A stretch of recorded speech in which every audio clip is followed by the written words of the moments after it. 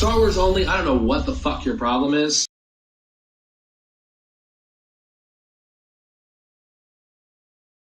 That's great. It's going to be great. That's going to be great. It's going to be great. That's going to be great.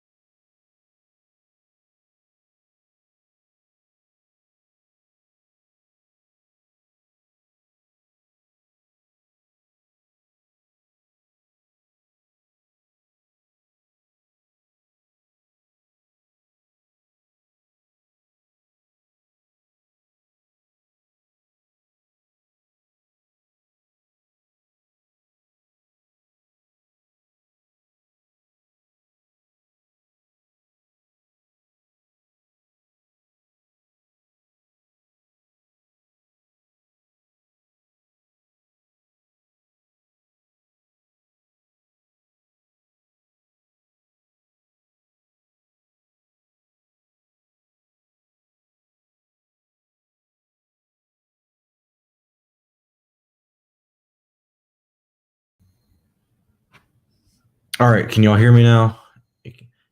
Are you there, my children?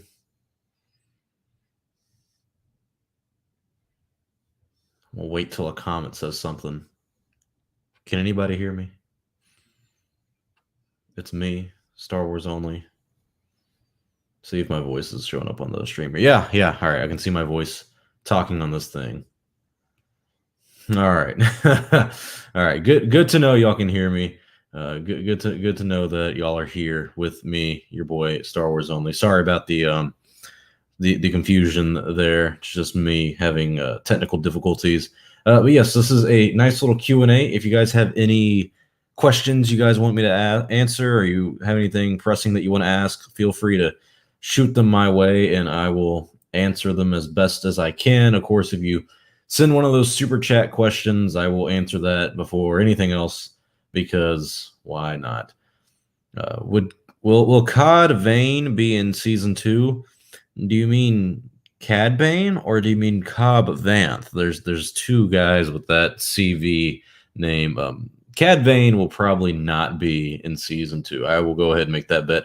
Will Bo-Katan be in season 2? I think so, mainly because of the news that we had today, and I think mostly yesterday, and not a lot of interest in it, surprisingly. And I wouldn't call it surprisingly, but there's not a lot of interest in a Cara Dune and Bo-Katan series. But with that announcement of them working on a Cara Dune series and Bo-Katan supposed to be co-starring it, I would imagine that she would be in season 2, just to kind of help boost that interest into those two characters to get their spotlight, I guess. Are you maybe a little worried about Mandalorian season 2? Yes and no. The only thing that makes me worried about it is the idea of all these cameos that will be showing up for season 2. That there's so many cameos that it's almost like we're not focusing on Din Djarin and the child. But then also there's that aspect of, I trust Jon Favreau a lot. This may come a little controversial, I guess, of a take, but I trust Jon Favreau more than I trust Dave Filoni when it comes to these kind of storytelling aspects. I really like Dave Filoni. I think he's an amazing storyteller, and I love the I don't even want to call it bravery, but the ambition that this man has, from going from simply, an animator on Star Wars The Clone Wars to like a lead writer in it, to a supervising director for Rebels, and then to take the steps forward to take the initiative of going out to Kathleen Kennedy and saying, hey, I actually want to get into live action.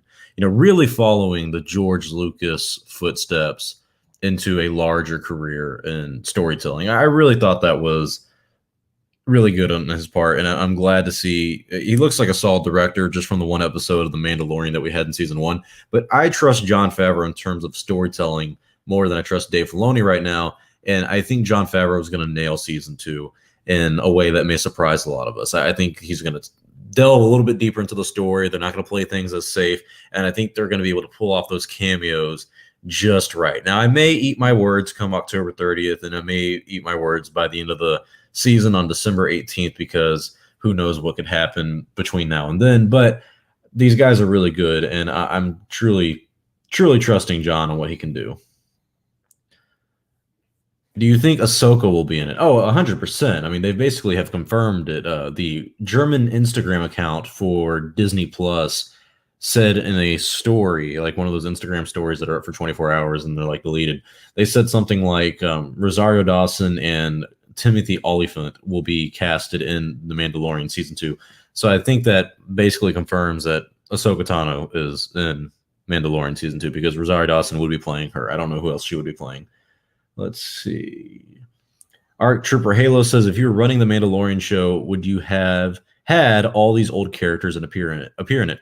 Personally, no. Ahsoka would not be even close to something that I want to do and put her in, because Ahsoka is a good character, but I just wouldn't want to see her in live action.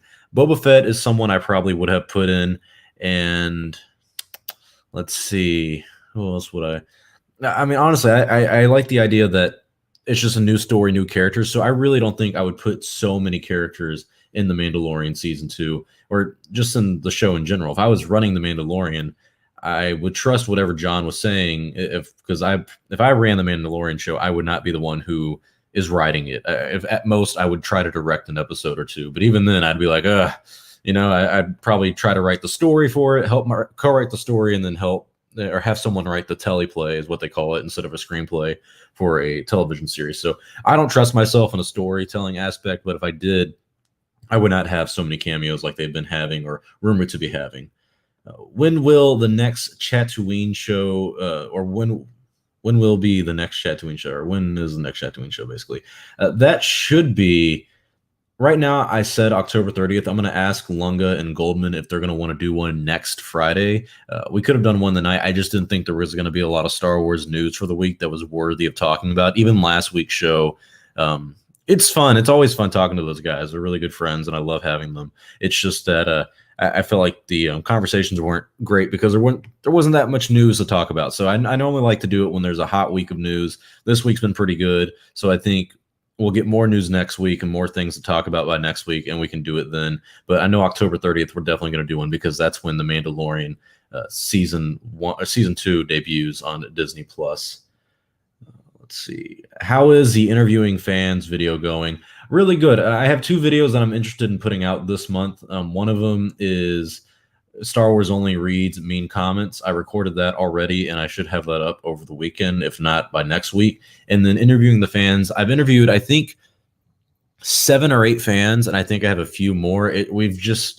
Scheduling's just been an issue with some of the other people, and most of that's a reflection on me not coming through, but just missing it, I guess. So that's going really well. I really like the takes that we've been getting. So that's gonna happen soon. Both the videos are coming out this month. Gamerman 9000, thank you very much for the super chat, my friend. He said, which news do you watch, Fox News or CNN? Believe it or not, I actually don't have cable anymore. I really just avoid cable in general. If I had to choose between one or the other, I'd probably pick Fox News, because I know there are conservative and Democrats on there, so I know they're definitely a conservative leaning outlet, so I don't take everything they say to heart. I mean, they're at least they're open in their biases, but they have people like Chris Wallace, who's a registered Democrat but votes Republican, votes Democrat. So who they have on there a few weeks ago after the first presidential debate, they had the former DNC chairwoman. So I mean, at least they have differing opinions, but I don't really care for either of the news organizations. I feel like major news organizations have really died out. But surprisingly, though, over the past 3 or 4 years, Fox has been doing number one out of all those news organizations, and that kind of baffles me, considering that we have a Republican president at the moment. And I just thought that would be a completely different story. But yeah, I don't really pay attention to the mainstream news outlets like that. They kind of they're all the same at the end of it. He says, Victor says Rex will not be in season 2, right? I actually hate to be the bearer of bad news. If we're going to rely on people who have credible sources, and I tend to do that, and I'm not talking about me having a credible source on this. I'm just talking about people who are in the know about this. Apparently, Rex actually will be in season 2. Tamara Morrison is supposed to be playing Boba Fett and Rex. So yeah, you're gonna likely see Rex in season 2, probably alongside Ahsoka Tano. How many episodes will be on Tatooine? I'll probably say one. I'll probably say just one. Don't know which episode it would be, but I'm pretty confident it's just going to be one. Let's see what else we have here. Can't say your name, but Rodriguez says, will Boba Fett get his own spinoff show? If what we've been told over the past year or so is true, then yeah, Boba Fett's supposed to get his own spinoff show. And the news and the rumors about it have been basically that season 2 is going to feature Boba Fett. It's basically going to be Tamara Morrison playing Boba Fett, and Cobb Vanth is being played by a guy named Timothy Olyphant, and Cobb Vanth has stolen the Boba Fett armor. So I would imagine in season 2, the story they're going with is that Boba Fett runs into Din Djarin, the Mandalorian, and says, hey, I'm kind of like you. I'm not blood Mandalorian, but I have the armor and, my father, whatever, and I need to get my armor back by this guy who stole it. And they two team up to go get the armor back, or whatever mission these two guys share. And I would imagine it would be a 1-episode thing, and that would kind of launch into a story idea of what the Boba Fett show would be about and what he's going to do. And likely, of course, would be based after episode 6 and probably even after season 2 of The Mandalorian. But from all indication, yeah, there's going to be a Boba Fett show coming. I can't remember which outlet put that out. I normally report on this stuff, and I should start writing these things down on who said what, just to keep a track record. But I know it was one of those credible news outlets that I trust. So I think this will become a thing, but who knows when it will happen, honestly. Forgive me for asking, what is Star Wars after George Lucas coming in December? So if you guys don't know, most people who've been following the channel for a little bit should. I'm making a Star Wars documentary. Do I have a picture of it at all? Do I not? Did I screw myself up with that? Yeah, I kind of got it right here, even though it's out of center. I'm making a documentary, and it's supposed to come out December 18th, called Star Wars After George Lucas. I may change the title just to simply Star Wars After Lucas. You guys tell me which one you think sounds better. Asked some friends and everything, and they all said it should be Star Wars After George Lucas. So yeah, I'm making a documentary, and it's basically I've been writing a lot of it this past week or so. I've been getting a lot of work done on it. But the documentary is basically about George Lucas as a director and a filmmaker, and kind of what led up to him selling the franchise. And then, of course, as the title says, what it's like after George has left Star Wars.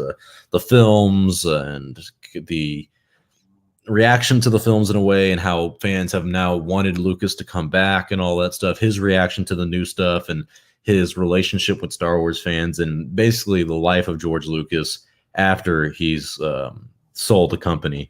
One thing I do want to probably ask you guys is what you think. December 18th is the day I'm supposed to be putting it out, and I'm making good progress right now. If I have to delay it, I would unfortunately delay it to May, but I'm not planning on doing that just yet. But if it comes out on December 18th, the only thing that I'm cautious about is that same day is the season finale for Mandalorian season 2. So do you think it would be wise to put that out on the same day? Because not only would I put out a review for the Mandalorian season 2 finale that same day as well, I'd put this video out probably a little bit later, a few hours later, during like primetime hours for the channel, and also do like a premiere thing where we all watch it together at the same time and have like a live chat going so we could all talk about it. But do you think the Mandalorian season 2 finale would take away from the interest in this documentary? I don't know. If anything, I think it would actually be a good day, because then it would be, you get the season 2 finale and it will also be the day you get a brand new like documentary, because it would be about a year and a half since I made my last documentary. The last one I made was the Phantom Menace 20 years later, that came out in May of 2019.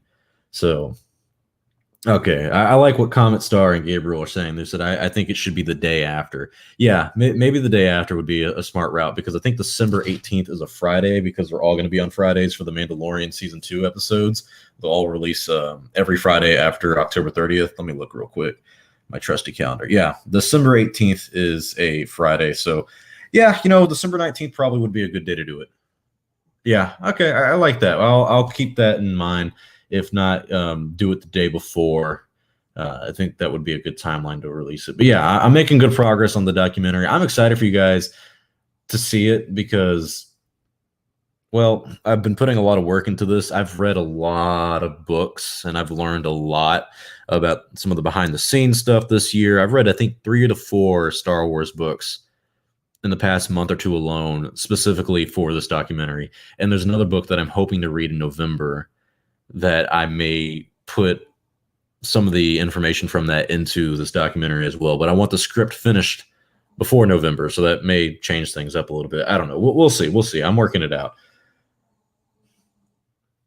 Ronaldo says, if Kathleen Kennedy approaches you and asks what novel you would like to adapt into a movie, which one would it be? For me, it's Lost Stars. Ooh, personally, it's my bad boy right here. Darth Plagueis the Wise Man. I would love to see a Star Wars series, a story, a live action adaptation of Darth Plagueis. I know he is not canon. Well, he is canon. His book is not canon in the current Star Wars timeline. But I would love to see this guy's story told in live action, even with a young Palpatine. Like Sheev Palpatine shows up and he's still like, a young guy who can like use the Force but doesn't know too much about it. And Plagueis kind of turns into the dark side and starts teaching him the ways of the dark side. Because we know so much about Palpatine at this point. We know that he died in Return of the Jedi. He came back and died again in Rise of Skywalker. That he had all this grand plans and schemes going on. It would be really cool to learn the story about the guy who actually taught him that. So if she ever asked me what I would like to adapt into a movie, this would be it. And I would hope she would be okay with me using an expanded universe book. If not expanded universe, I don't know, man. There's not a lot of good Star Wars books out there right now, in my opinion. I mean, the Thrawn books are relatively interesting. The first one that came out for the new canon was good. After that, I think they've really missed a mark. I'm listening to the first one of the new trilogy, Thrawn Ascendancy, and man, it's rough. It's taken me a while to get through. I'm doing it through audiobook, and so maybe it's different. But like Mark Thompson, he's a great narrator for these things. But man, he does like the voices for like these 9-year-old girls, and like the girls for the Chiss are called Skywalkers, which is not annoying at all. And he just when he uses their voice, he's like, I don't want to go out today, and I'm like, oh, it makes me cringe every time. I can't get through it. It's just not good. But yeah, anyways, I'm okay. Let's see.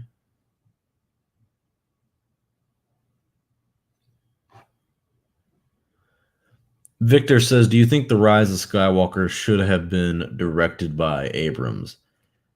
I feel bad, man. I was one of the few people out there when it was announced JJ was going to direct Rise of Skywalker. Basically, leading up to that film, I was out there advocating for the man. I was like, dude, JJ's got this. He's got full creative control. He's going to do good. Don't worry about it. He's going to save what happened with The Last Jedi. And for that wishful thinking, I was paid back with an awful story. I mean, JJ really slapped me in the face with wet fish on this one. I do not think this man should have written The Rise of Skywalker. Direct it, fine, but even the editing and well, you can definitely argue The Last Jedi is a better directed movie than The Rise of Skywalker. I think The Rise of Skywalker had so much going on behind the scenes. And I know there's so many other people out there who say they have credible sources that really don't, and you know who they are. But there's one person in particular who has said that like there is something that happened behind the scenes that like a lot of people still do not know about. And I'm really curious to find out what that is. And of course, they won't tell me or you because they would lose their source if they did. But boy, does that pique my interest. I really think it boils down to something that JJ had problems with the executives at Lucasfilm, like Michelle Rejwan and Kathleen Kennedy. I don't know whose bright idea. Oh, it was JJ's bright idea. It was JJ's bright idea to bring on Chris Terrio, the guy who wrote Batman versus Superman. And yeah, God, I cannot stand that film. And I really think that, man, I don't know who they should have brought in for it. I don't know if they should have pulled a Hail Mary again and go for someone like Ron Howard and give him more time to work on it, like they did with JJ. I would have stuck with Colin Trevorrow because I liked the route he was going, even though I didn't agree with everything. I think it would have been more Star Wars than what we got. Man. Antas says Rise of Skywalker has no deleted scenes. That's really suspicious. I don't think that's true. I'm not saying that. I wouldn't. Every movie has deleted scenes. It's just that I don't think they're going to show us to them because I think they decided very early in the process what they're not going to put in and what they are going to put in. You got to remember, Rogue One had a completely different ending than what we saw, and we still have no like clips of that. We have no idea what it's like. The guy who played, what's his name? Director Krennic.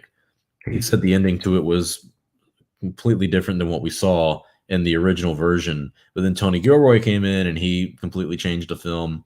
I don't know what would be different for The Rise of Skywalker if we were showing some deleted scenes. And I mean, honestly, all the deleted scenes that I've seen from the new Star Wars films under Disney, none of them are very interesting. I mean, you guys remember the Force Awakens deleted scenes? Name me one that you were like, oh, I really wish that would have stayed in the movie. The only one that I thought that was even solid was Kylo Ren going on the Millennium Falcon.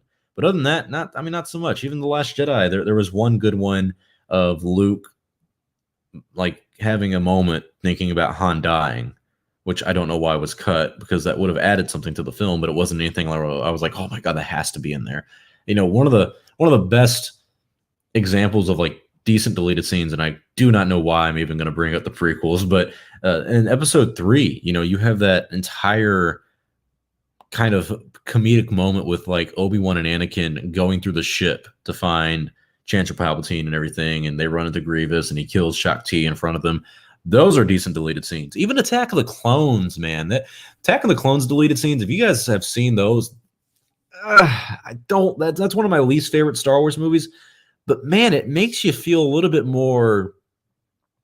It makes it feel more humane, like more our world, and it's mainly about Anakin and Padme. Like Anakin meets Padme's family, and just kind of their little love story. But even that made you go, okay, I kind of see the connection between these two. I kind of see where they're going with things.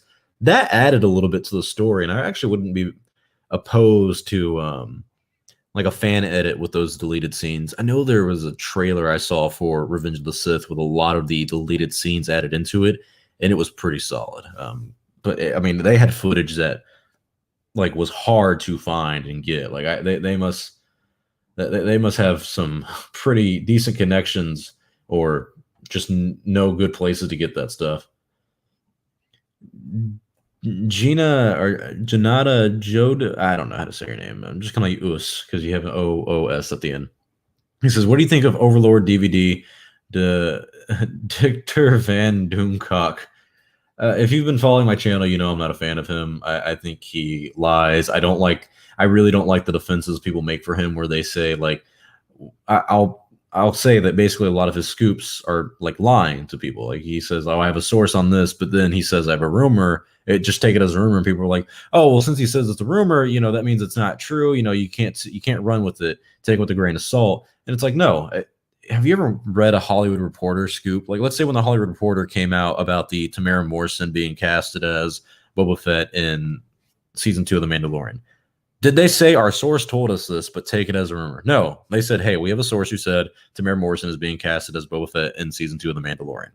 If they put there is a rumor about it, then that means they're not confident in it. So I don't understand why anyone would say, like, I make this example a lot. If I came up to you, whoever you are listening to this right now, and I said, hey, you know John? Yeah, well, John told me yesterday that he's going to find you and kick your ass tomorrow. Yeah, him and his friends are going to jump you. Don't worry, though. Take it with a grain of salt. It's just a rumor. What would you say? Would you be like, wait a minute? Did someone tell you that? Because then that's a rumor if someone just told you that and you didn't get that from John himself. But if John specifically looked you in the face and said, "Hey, I'm going to find your friend. I'm going to get my friends and I'm going to beat the shit out of him tomorrow." That's not a rumor.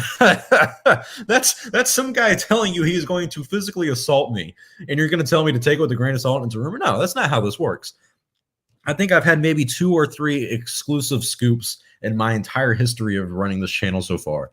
And none of them I have come to you and been like, oh, it's just a rumor. Because it's not. It's not a rumor. The thing, like the first one was about maybe it was the first one. I don't know. One of them was definitely about Disney looking at Ray Park to cast him as Darth Maul in upcoming live action shows.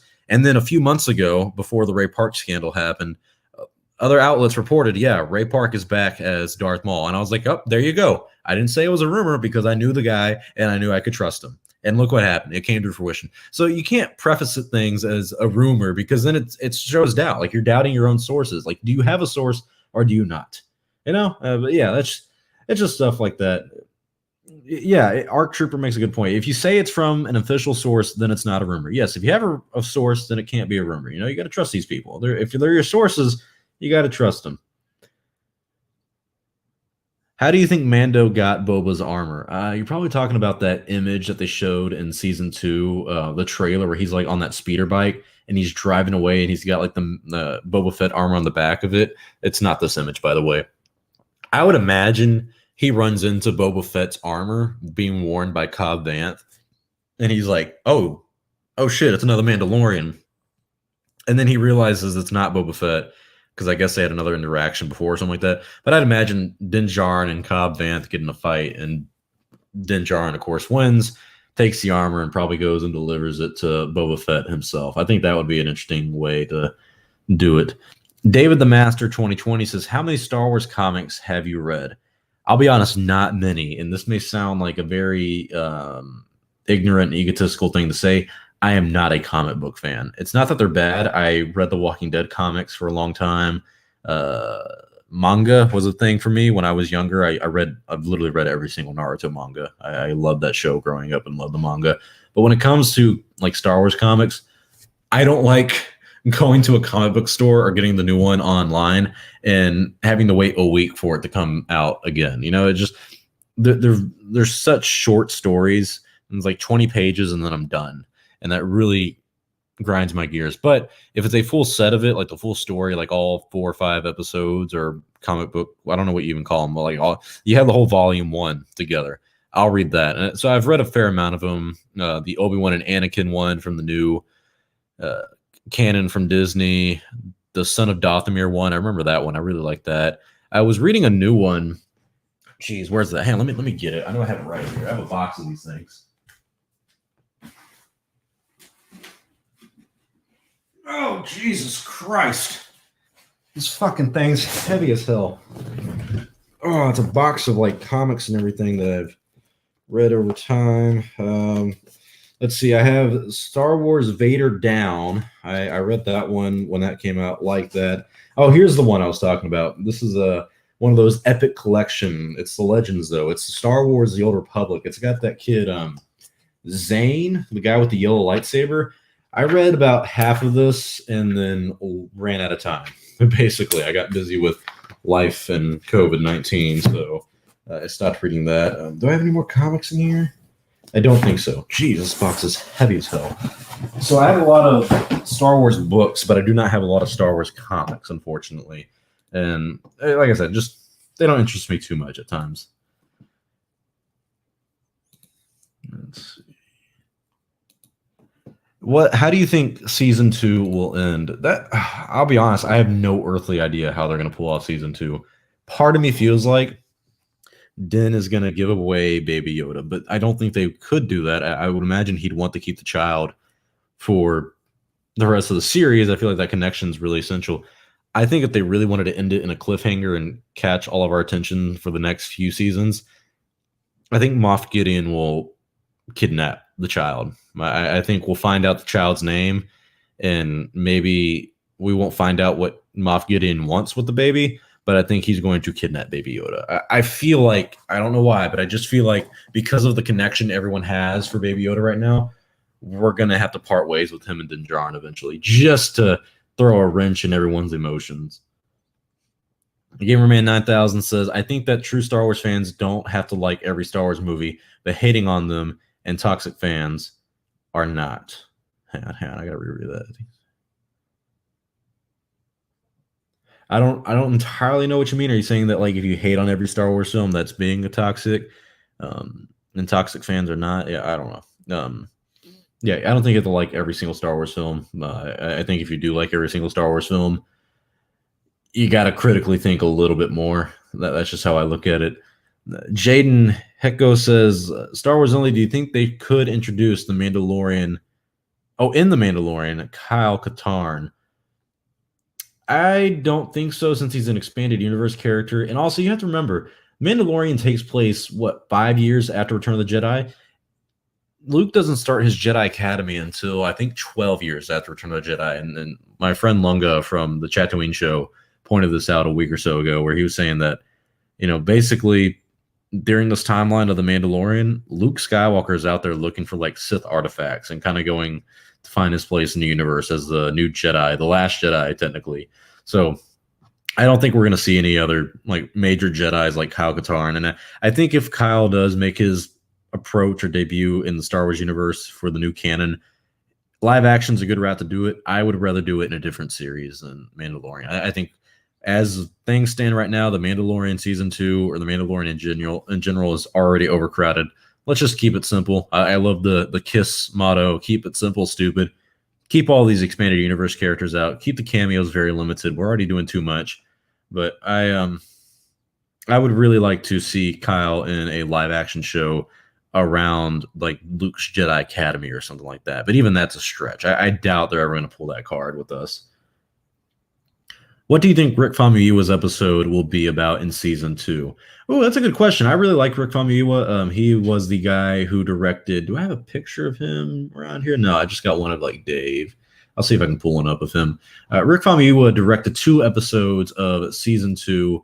One was, what was it? One was the second chapter, the second episode, where it was about Din Djarin and the child and Jawas. I don't know why I forgot their names for a second. But I don't think I have a picture of Rick Famuyiwa. Oh no! But basically, in chapter 2, it was about Mando and the Jawas having their encounter, and it was a very simple, basic, and easy story, and it was fun. So I like that aspect of it. And then I think he directed chapter 6 in season 1 as well, where they were breaking out the person from jail or something like that, and like Bill Burr was in that episode, and I really liked that episode because Bill Burr was in it. So I think Rick Famuyiwa was going to direct an episode like that. I think it's going to be very lighthearted. I think it's going to be very fun. I don't think it's going to be anything overly complex, but also it's the one right before the season finale, so I'd imagine there's going to be a unique storytelling aspect to it. But who knows? Rick Famuyiwa is a great director, and he's writing the chapter 7, or no, what would it be? Chapter 14? Yeah, because no. Chapter 15. Yeah, my bad. So chapter 15 is episode 7 in season 2, because they're not doing like chapters 1 through 8 again. They're doing chapter 9, 10, 11, 12, 13, 14, 15, 16 for season 2. Just continuing it like one big story, which I do like. So yeah, Rick Famuyiwa's episode is likely going to be a lighthearted story and just kind of fun action adventure type. But who knows? He's directing one of them and writing the same one, so I'd imagine it would be something similar to what he did in season 1. Gabriel asks, which franchise will win the 2020s? Marvel won the 2010s, but who will win the next decade? Yeah, that's a hard one. I'm not a fan of the Marvel movies, I'll be honest. And this is as someone who grew up with them. I remember seeing Iron Man in theaters when it came out. I remember seeing like basically seeing every single one. I think the only one I haven't seen leading up to like Infinity War and Endgame was Captain Marvel.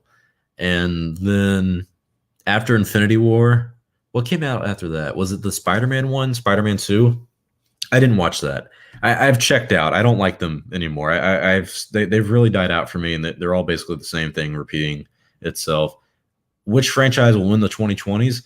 That's a tough one. Both are really kicking up their gears. I've seen Marvel fans kind of deter from Marvel, though. I've seen a lot of people complain about like the direction Marvel's going, and I don't. I personally understand why, because I don't like it in a storytelling aspect. But I've heard people be like, "Well, I don't want this person doing this in Marvel. I don't want this and that." Like, I don't know. I don't know anything about Marvel like well enough, at least comic book wise, to know what everyone's problems would be. I like mythological stuff. I like watching some YouTube videos about like there's a character in Marvel called the One Above All, I think is what his name is, and like Reed Richards' son is also like a really what is it called, like a meta-human or something, where he's like the most powerful superhero ever, and he can just create worlds with his mind, and him and Galactus would talk to each other. Stuff like that's pretty cool, but I doubt they're ever really going to expand on that in anything meaningful. I was just really disappointed with Endgame because Infinity War had a really good cliffhanger, and Infinity War was great, and then Endgame came along, and it was like everything that we have built up to for 10 years, and it just went exactly as you would expect it to. Like there was nothing bold about it. There was nothing shocking. It was just like, oh, it's just like the last 20 films. Okay, so I think Star Wars actually stands a really good chance on winning the decade of the 2020s. We have 3 Star Wars films coming out, and the Star Wars films don't always do better than the Marvel films in terms of box office numbers, but they are very competitive. There's only one Marvel film that beat Force Awakens, and that was, of course, Endgame. So who's to say that Star Wars is going to lose this next decade? It just really depends on how well these shows and the movies are executed. The way it would work in 2020 or this next decade is that this is something that Marvel would lose instead of Star Wars really winning it, if that makes sense. Like they say it in boxing and MMA, where like if there's 2 people fighting and one guy is like they're kind of even, but one guy just didn't do enough to win the fight, and it's not because the other guy is better, it's just simply because he lost. That's how I look at this. Marvel would be the loser in this situation of they lost the fight because of their own fault. They didn't do anything that I don't know how to explain it. Like Star Wars didn't win it because Star Wars is better. Star Wars simply won because Marvel just fucked up, kind of thing. You know, it's something that Star Wars is having a problem with right now. Star Wars is having a really big identity crisis right now, and I think that they're trying to figure that out over there at Lucasfilm, and that's kind of sad to say because Star Wars saved Marvel. I mean, back in the 1970s, Marvel was on the brink of bankruptcy, and if it wasn't for Star Wars coming in and making a deal with them in terms of comic books, where they had comics being released leading up to the Star Wars film, The New Hope, when it came out in 1977. Leading up to that, Marvel was on the brink of bankruptcy. But once Star Wars became a huge hit, all the comic books for Star Wars that were done by Marvel became very successful. So Star Wars saved Marvel. And it's just kind of crazy to know that Marvel is now worth more and probably has a little bit of a bigger fan base than Star Wars does. Maybe I'm wrong about that, but who knows? Either way, I don't care too much about what Marvel does. I don't see them growing beyond what they've done so far. I see Star Wars having more potential to grow than Marvel does. Victor says, will we know Yoda's species? I think that's actually something we're going to learn a little bit more about over the course of The Mandalorian, simply because one of my favorite authors from Star Wars, his name is Jason Fry, very nice guy. I've talked to him on very few occasions, and he said that basically Mandalorian has a very special aspect of it where they are allowed, this is something Lucasfilm has never done. They've never allowed anyone to touch the species of Yoda, Yaddle, and what Baby Yoda is / the child. No one knows anything about the species. We don't know crap. Like we've never expanded on that story because Lucasfilm and people like George Lucas have never allowed that story to be expanded on. But now they're allowing it. Dave Filoni and Jon Favreau are allowed to expand on that story. So I do think we're going to find out what their species is and what's so special about them and why 3 out of the 3 that we know all have Force powers. So I do think that's going to I think that's going to be really good for Mandalorian seasons 3 and 4. I think we're going to find that out in the last half of the show instead of season 2, though. David the Master 2020 says Star Wars only Kurt Russell was going to play Han Solo and Leonardo DiCaprio was supposed to play Anakin Skywalker. Do you think they would have been good choices? Yeah, I mean, I definitely do. I think Han Solo was perfectly casted when it came to Harrison Ford. I think he fits the persona of Han Solo really well. But Kurt Russell could have done a really good job at it too. And Leonardo DiCaprio was supposed to play Anakin. I think George didn't cast him simply because he was semi-popular and he wanted to go with a largely unknown actor. That's something George always does. He likes to cast people who aren't known because when you watch Star Wars, he wants you to see them as the character. He doesn't want you to see Leonardo DiCaprio being played by playing Anakin Skywalker. You know, he actually wants you to think about the character as the character and not look at the actor. So Leonardo DiCaprio would have done, in my opinion, a better job than Hayden just because I know he is a better actor than Hayden, but also the lines and dialogue that Hayden had to deal with when it came to Anakin was kind of hard to deal with. So I don't know if there's that many actors out there who would have been great at it. But yeah, they both would have been good choices. I'm looking at some of this. Are you in the Mandalorian season 2? Yes, I've told you guys many times on the Tatooine. Me, Darth Daddy Longa, and the Goldman are all in Mandalorian season 2. Not gonna. I think we're in chapters 3 or 5. So yeah, I remember being on set. And I remember. I remember. I remember talking to Dave Filoni and Jon Favreau and everything about what we were doing in the background. Yeah, it was a very good time. Very good time. Can't wait for you guys to see our cameo. David the Master 2020 says at Star Wars Only, do you think George Lucas should have directed more movies? Yes, and it's one of those. This is something I will definitely expand upon a little bit more in my documentary. George Lucas, and this may be a hot take, and I know this is going to upset some of you, but I have reasons to say it. George Lucas is not a great director. He's a good director. But I love when I say that, and like there are people out there who don't like me and will spend hours talking about me in streams and whatnot. What people don't understand is that I'm just taking these words from George Lucas as well. George Lucas is not a great director by his own words. He does not fancy himself an amazing director. There's a reason when it came to The Empire Strikes Back and Return of the Jedi that he did not direct those films. He let other people direct them. He is a great producer. He's a very decent writer. He himself says he is not a good writer. I mean, I'm not saying anything that the man himself wouldn't agree with here. But George was kind of constrained with Star Wars because he was put in a very unique situation of, yeah, you can go and make these other indie films. You can make these experimental films that you want to do. But you could also go and make these other Star Wars films. Like after the original trilogy, you had options to go back to the Star Wars franchise and make more movies and make so much money. And he kind of had to. 1996, not Star Wars, but Lucasfilm was not making money, man. They were on not the brink of bankruptcy, but they were losing money at a point. Like it was getting to a point where they were not self-sustaining themselves anymore because Star Wars was losing interest. It had been almost 20 years since the movies came to the big screen. So toy sales were going down, VHS sales were going down. So they had to do something. So what they do, the special editions. And 2 years later, they used the money from the special editions to make the prequels. So the point I'm trying to make here is that Lucas almost was burdened by Star Wars. And he himself even said he was fighting the Hollywood system, and then he ended up becoming one of the big systems by being a big production company with Lucasfilm. So Star Wars was like a bittersweet victory. You are a millionaire. You are a billionaire. You will be remembered for the rest of your life for these films, but you will never make another film because of it.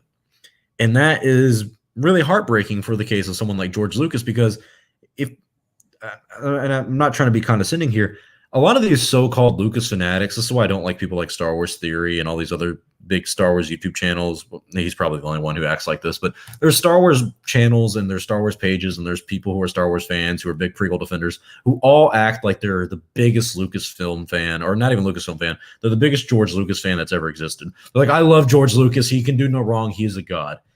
I challenge them to name me 5 films that this man has directed that are not titled Star Wars. And you know what? You can't do it. And you want to know why you can't do it? Because he hasn't directed 5 films that weren't named Star Wars. He has directed 2 other films in his life that weren't titled Star Wars.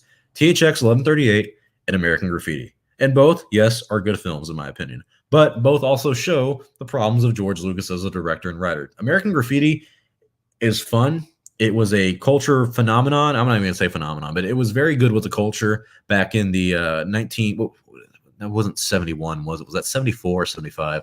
19 in the 1970s, before Star Wars came out, he made that film and it did great. It really resonated with the culture, and that proves that he knows how to make good films. He knew how to make a comedy film.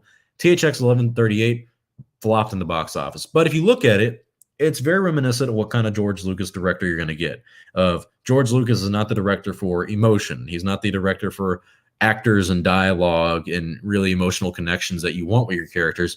But when it comes to the visuals, when it comes to the editing, he's great at that stuff. So he should direct more movies. He should make more movies. Will he, though? I don't think so. I mean, what? The man's in his late 70s, mid 70s now? Fuck, how old is George Lucas? George Lucas age. God damn, the man is 76 years old. I love you, George, but I mean, guys, I hate to be a cynic. Do you guys think this guy's got another 10 years? I think he's got another 10 years ahead of him. I think he is a little healthier than he has been in his life, but I mean, making more movies. I mean, him trying to make another Star Wars trilogy at the age of 68 was kind of like pressing for him. It kind of was in the back of his mind of like, I'm getting a little old for this. So, I mean, geez, the man was born in 1944, the 40s. I mean, geez.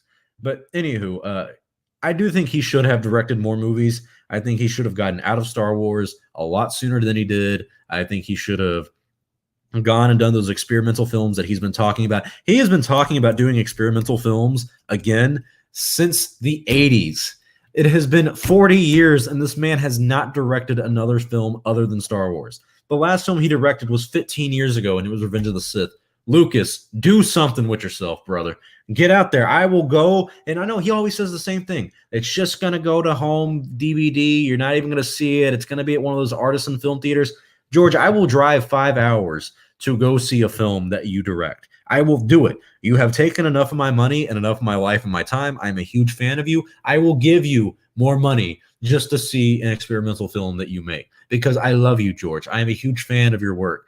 But you got to stop with the museums. You got to stop with all this saying you're going to do it but never doing it. Even Francis Ford Coppola, the guy who mentored George Lucas, said Star Wars was a huge burden and kind of took away from his life. It took away. It's like they say in the People versus George Lucas documentary that I know people hate, but I really like.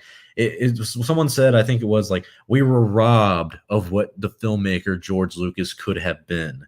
Star Wars robbed us of that director. So depressing to think about. So depressing. Sorry about that rant, but Gamerman 9000, thank you very much for the super chat again, my friend. He says, "Which you like better, X-Men movies or MCU?" Ooh, that's a good question.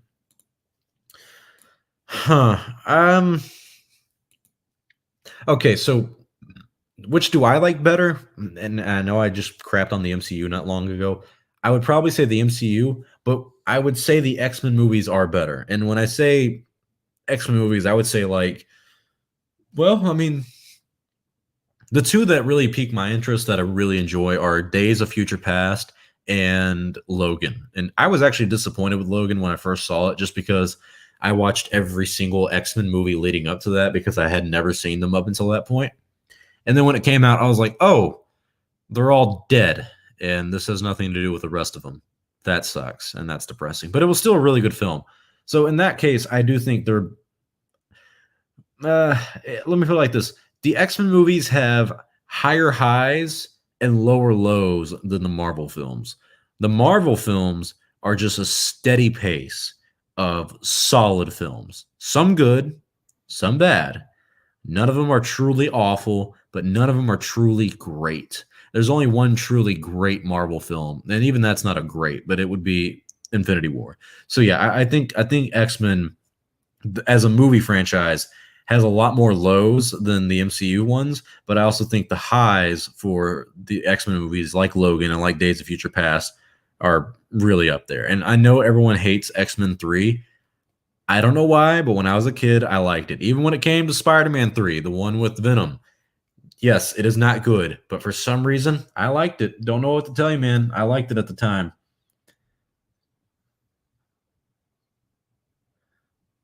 Ontas says, "How did you get a cameo?" Oh, he's talking about my cameo in the Mandalorian season 2. You know, your boy Star Wars Only's got his connections. I talk to people within the know. I got people on set of every production. No, I'm playing not every production, but I know people. You know, I just yeah, so, some friend hit me up. He was like, "Hey man, I'm going to set for the Mandalorian season 2. You want to come?" And I was like, "Well, am I allowed on set?" He's like, "Yeah, if I get you into the ensemble cast." I was like, "Oh hell yeah, I'll be in the background. What do you need me to do?" And so I called up Lunga, I called up the Goldman, and they gave us some suits. We showed up and we did our part, man. It was hot, sweaty, and it was a really good time. This is funny. I have a source that George Lucas Doomcock will have a lightsaber fight with Kathleen Kennedy in The Mandalorian season 2. Is this true? I can confirm I was there. I did see the fight. George Lucas pulled a he popped a blood vessel basically halfway through the fight, and Kathleen Kennedy pulled a muscle on her left leg in the middle of the fight too. So because of their age, it did not go well, but that did happen. Victor says, "Do you think The Mandalorian will be better than the sequels?" I think it's already better than sequels just because it's a lot more original than the sequel trilogy. The sequel trilogy had this really bad habit from the get-go of using things that we remember from the original trilogy and just saying, "Hey, you like this because you remember, and we're just going to kind of repeat the story." Mandalorian, so far, even though it has its problems, actually, I don't even really know that many problems that it has, other than that there's a few filler episodes. It's just a lot more fun. It feels more quintessential Star Wars than the sequels. Is that odd to anyone else that this show, The Mandalorian, feels more like Star Wars than the actual Star Wars movies? And literally, the sequels are just a copy of the original trilogy. Force Awakens is basically a copy of A New Hope. The Last Jedi is a very close copy of The Empire Strikes Back, but also being different in other ways. And The Rise of Skywalker, not entirely a copy of Return of the Jedi, but the ending, like the last 30 minutes to an hour, was, yes, a copy of Return of the Jedi. So it is kind of funny how Mandalorian, in my opinion, has a better reception and feels more like Star Wars than the sequel trilogy. So I do think it's a lot better than the sequels. Jaden says, "Star Wars Only, how did you manage to get yourself in Mandalorian Season 2? I have a way with words, my friend. I'm if you ever go to Star Wars Celebration with me, I have a friend on Instagram named Star Wars Daily, and I went with him in 2019 to Star Wars Celebration in Chicago, and it was a great time. I met him in 2017 at the one there. Actually, no, I met him in 2016 when we went to go see Rogue One together. That was a really good time.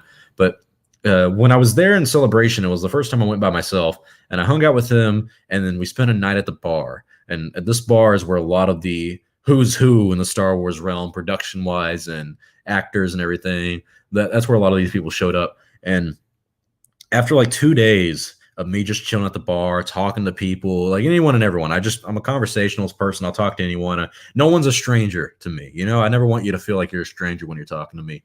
And so after like 2 days of hanging out with him at the bar and everything, he came up to me. He's like, "Dude, I have met more people like within the Star Wars realm." He's like, "I've met more people in the past 48 hours hanging out with you than I have in the entire 2 to 5 years that I've been coming to Star Wars Celebration. How is that possible?" And I was like, "Yeah, man, it made me feel good." Because I was like 19 at the time too. But yeah, that's how, man. I just started talking to people and got people's numbers, and you know, some people hit you up and say, "Hey, you know, would you like to make a cameo?" And I was like, yeah, I would. See, Cody Long said, "Did he direct Red Tails or did he just produce it?" He's talking about George Lucas here. So George spent a long time funding Red Tails. He did produce it. He directed a few of the scenes because the original director for it, they finished things and then they wanted to reshoot some stuff after the film was done. And so Lucas spent a lot of time marketing that film and hyping it up. It was not good. It did not do good in the box office at all. But he directed a few scenes of it, but he mostly was just a producer.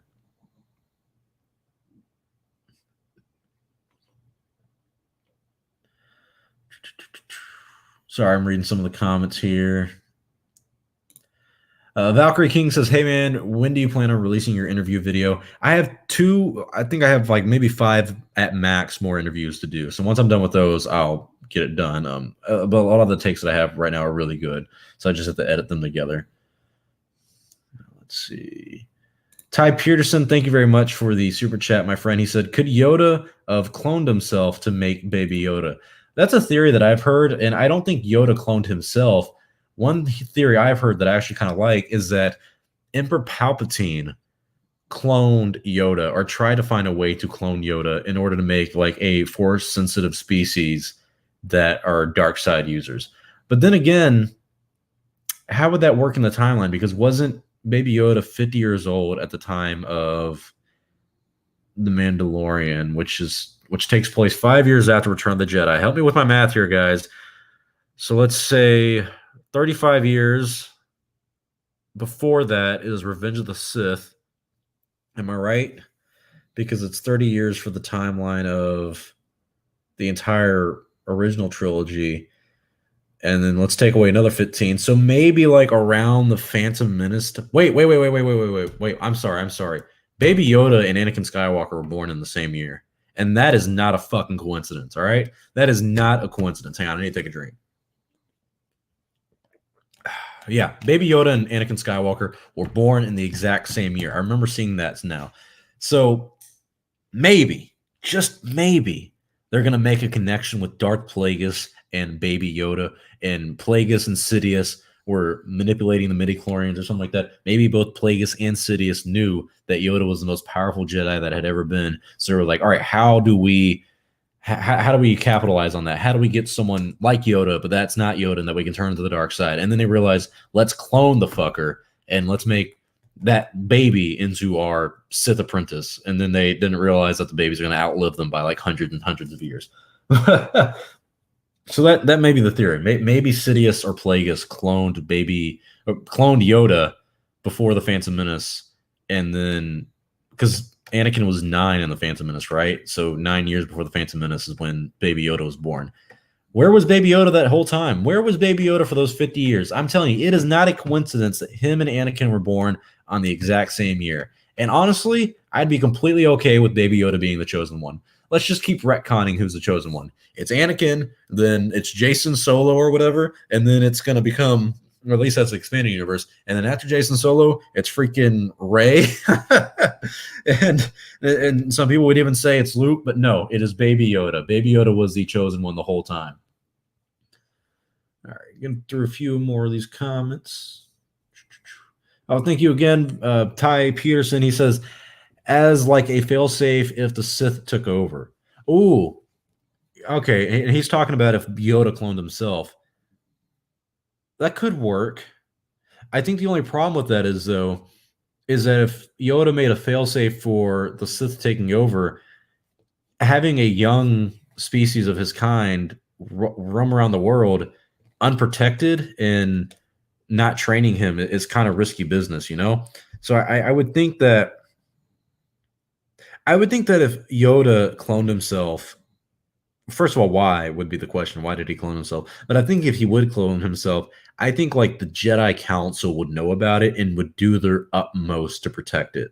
I really think that would be like a top priority. Like I'm sure there's a lot of, and this is one thing I wish they'd explore a little bit more in the Star Wars universe of like major secrets of the Jedi Order. Like you guys remember that there is like a hidden Sith temple underneath this Jedi temple. I think that's something that should be talked about a little bit more. But I think that it would be really cool that the Jedi Council knew that Yoda cloned himself and did their utmost to protect this baby.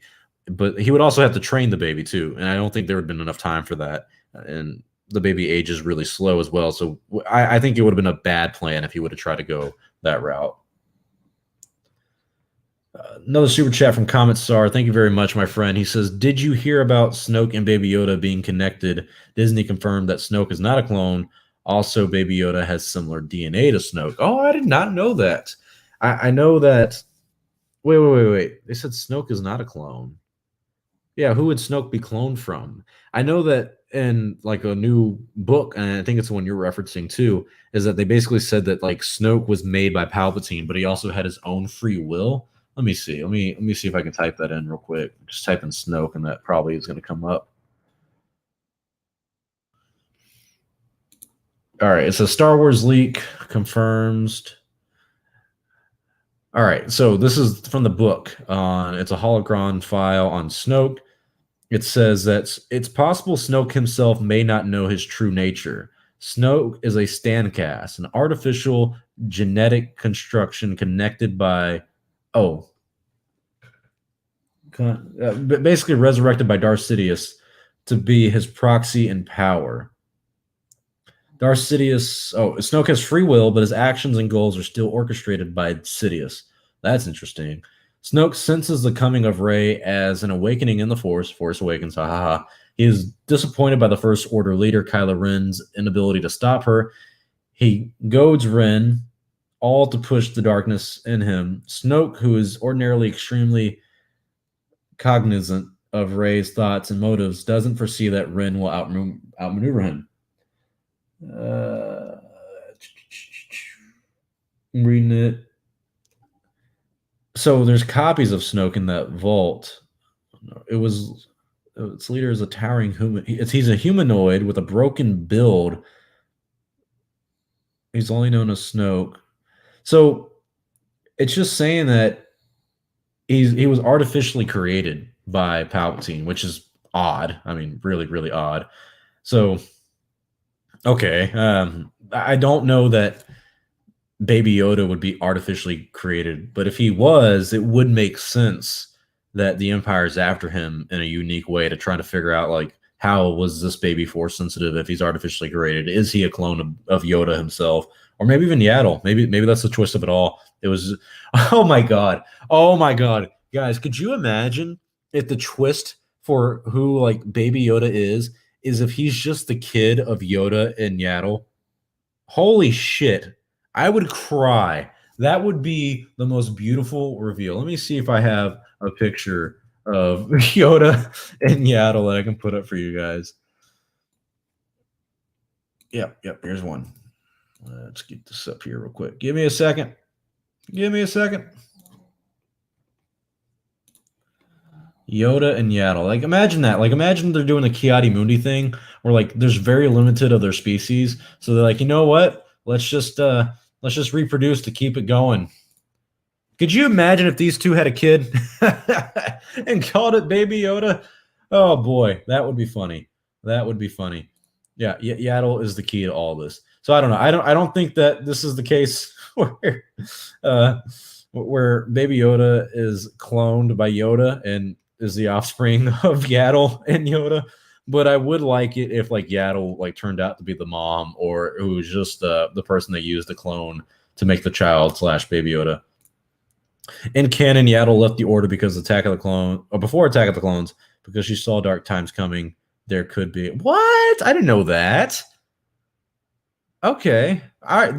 There we go, man. There we go. That's there. There's more to there's more to the fire. Where there's smoke, there's fire. I like that. Okay. All right. Interesting. Let's see. Look at some of these comments. Jesus, Yaddle is the key. Yaddle is the key to all of this. And as they say, this may go a little bit too far. I may have gone too far in a few places. Oh God, I cannot tell you how much I love that clip of George Lucas.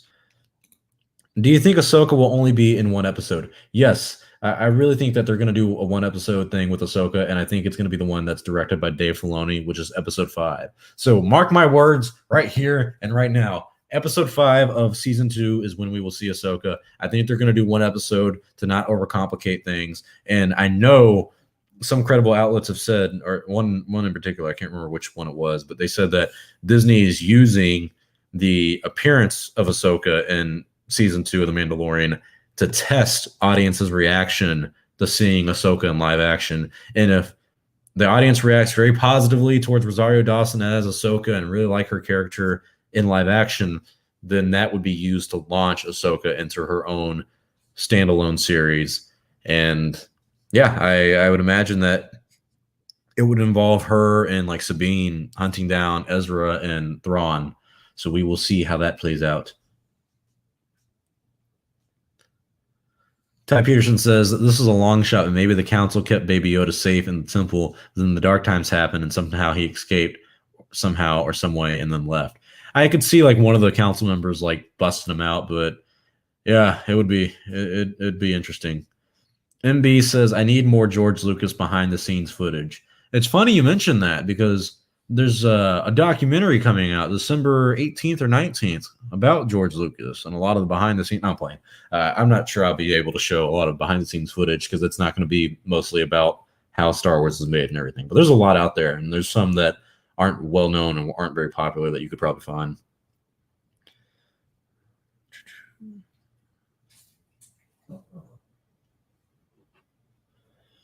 David the Master says, have you seen Young Indiana Jones TV show? And if not, you got any plans? No, not really. I've seen the first movie. I haven't seen the second or third or even fourth one. I don't know why. I just haven't gotten around to it. But I do plan on watching those eventually. The show I've heard is not great, so I might try it out one day.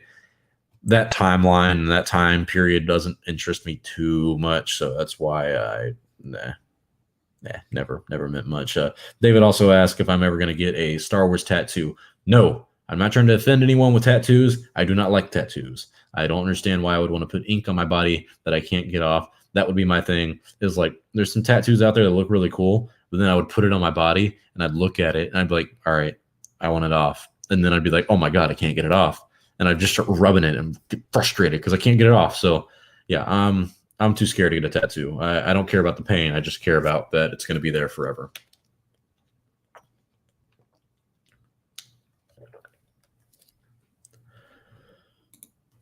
Elijah Neal says top 3 Lucas quotes. Well, I got 2 right here for you. The first one is, I may have gone too far in a few places. That's probably number 3. That's great. It's going to be great. That's going to be great. It's going to be great. That's going to be great. That's probably number 2. And number 1 is probably the one where he's like, I sold these things to the white slavers or something. When he was making fun of Disney. Oh, boy. Now, there's probably other ones that he said that I really liked. Like, I don't know. He's got a lot of funny ones. George Lucas is like a walking meme. If you've never noticed that now, you need to go watch the Phantom Menace documentary. It's called The Beginning. And, yeah, there's a lot of memeable moments in that I adore. I adore George Lucas. Man, he's such an interesting character. He's very quiet, too. Like, I know he's got all this media attention. But, man, if you met this guy in person, you would be like, well, he's not talking much because that's kind of who he is. Oh, yeah.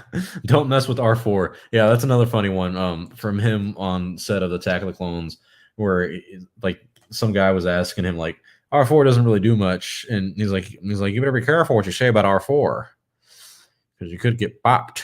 And, like, he just starts, like, fake fighting the guy. I mean, Lucas is literally just walking dad energy. Oh, yeah. Elijah got it right because he'll bop you on the head. Oh, I love that. Oh, yeah. That's another great quote. Jar Jar is the key to all of this because if we can get Jar Jar working. Oh, yeah, he keeps going. He's like, what's he say? Because he's a funnier character than we've ever had before. I don't know. Hopefully it'll work. And then he talks about like Anakin blowing up the ship or something like that. He's like, it's like poetry. They sort of rhyme. New Mando trailer Monday. I did not know that was the case. I'm excited if it is. Oh, are you serious? That just got announced. Let me check my internet. Mandalorian news. I don't see anything. Let me check good old Star Wars Twitter because they're on that shit like white on rice. Boom. Oh yeah. Yep. An exclusive look. Cool. Yeah, Monday Night Football. All right, guys, you heard it here. Thank you very much, Brad Guy. There is a new trailer for The Mandalorian that will be coming this Monday on Monday Night Football. I'm excited. I will make a video about it and a review on it. And I think I can go ahead and say that hopefully next week we can do Chatooine on Friday so we can kind of get the reactions to this new trailer and also our opinions on all the news that have come out this week and the news that will come out next week as well. So another trailer's coming our way. Thank you very much, Brady Guy. Oh, KR Transmissions. Yeah, they're interesting guys. I don't love them to death, but I do. They do have credible sources, but I'm not a fan.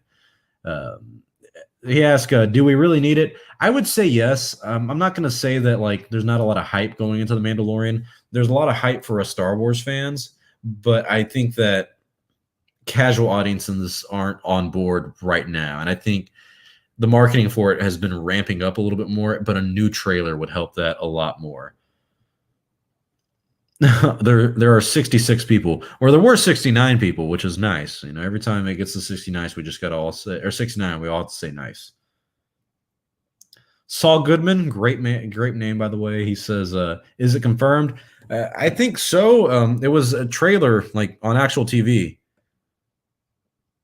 Yeah, it's like an actual trailer on like cable television, and at the end it says like, "Hey, we're getting a trailer Monday night on Monday Night Football." So it is confirmed. All right, I'm gonna do a few more questions. I'm gonna wrap up the stream, my friends. Thank you guys for tuning in. He asked, "Worst movie you've ever seen?" Oh boy, what's the worst? What's the worst? I'm trying to think. This is 40 was awful. There's a movie with Zach Galifianakis. Am I saying it? Zach Galifianakis? Fuck, can't say his name anymore. Called Masterminds. That was horrendous.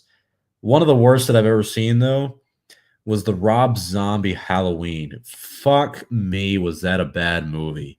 I mean, I couldn't get more than 30 minutes through, and I was like, I just gotta stop, man. I just gotta stop.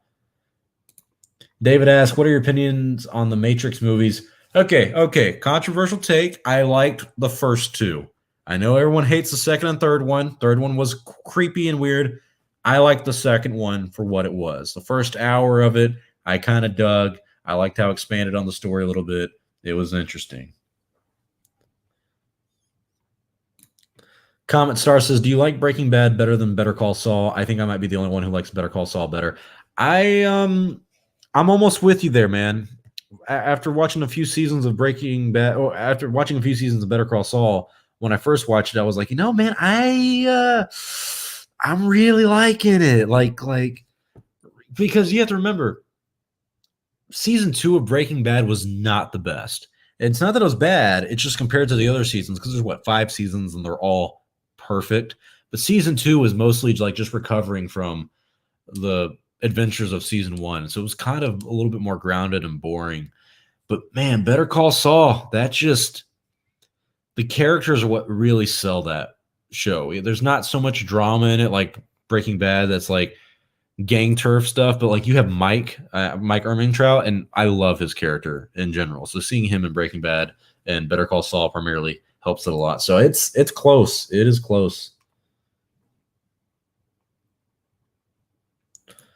Elijah asks, "Have you seen the Back to the Future films?" Of course. I love the first 2. The 3 is kind of for me. Not a big fan. Brady Guy says, "What do you think will be in the new Mando trailer on Monday?" There's been talks about Ahsoka making an appearance in the trailer, and that would be a bold move. Yeah, Victor just asked, maybe Ahsoka, and even Elijah said the same thing. They'll save Ahsoka. Yeah, I think it'd be smarter to save Ahsoka, but I think since so many people already kind of speculate and know about it, I wouldn't be surprised if they showed her off, because there have been people who said that, I think it was the Kessel Run Transmission guys, who said that they have filmed scenes for Ahsoka to like be in the trailer. So that might be it. Who knows? I think it would be a little bit better just to save her and show her off in episode 5 with Dave Filoni directing it, because then that would just be like, oh my gosh, you see her and it works with the story, instead of having the big reveal going into season 2 kind of already spoiled for you. But who's to say that? You got to remember, they didn't show off Baby Yoda for Mandalorian season 1 until episode 1. But imagine if they showed off like Ahsoka or Boba Fett. I think they have to show off one of the cameos. And when I say Boba Fett, I mean the armor Boba Fett. I think if they do that, it would actually boost the casual audience interest in this season. Because all us diehard Star Wars fans, like the entire Star Wars fan base, is ready for this. And it's a big fan base, don't get me wrong. But I'm not hearing much buzz about it anywhere else. So I would imagine if they show off Ahsoka or mainly Boba Fett for this new trailer, I think that would really boost the attention that people have for the new season. Also, Moff Gideon, like Victor says, I would really like to see Moff Gideon in this trailer. But that's all the time we have for today, guys. Thank you all for tuning into this live stream. Really appreciate it. Have a good time with you guys. I will keep you guys updated on my documentary. It's Star Wars After George Lucas. Hopefully, will be out December 18th. If it cannot come out that day, I will put it out the day after, December 19th, or even the day before, December 17th. But probably the 19th would most likely be the route I go. So thank you all for joining in. Thank you very much for anyone who put in a super chat. It does help the channel out a lot, and it means a lot to me, Star Wars Only. But until then, my friends, until next time, I have a video hopefully up tomorrow and over the weekend, and do a Tatooine next Friday. So make sure you tune in for that. But thank you all for joining. I'm Star Wars Only. I will see you all next time, and may the Force be with you always.